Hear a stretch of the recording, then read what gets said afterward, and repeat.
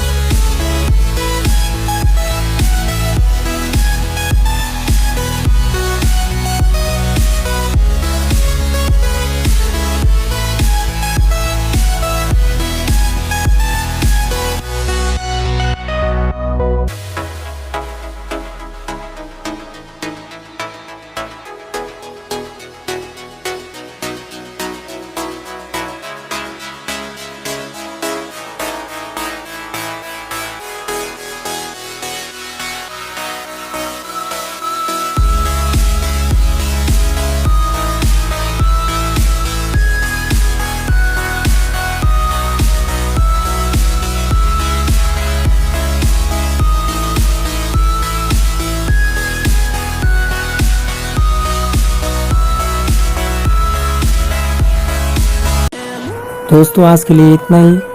अगर आप लोगों को मेरा ये वीडियो पसंद आए, लाइक भी कर दीजिए, शेयर भी कर दीजिए, सब्सक्राइब करना मत भूलना। जय हिंद, वंदे मातरम।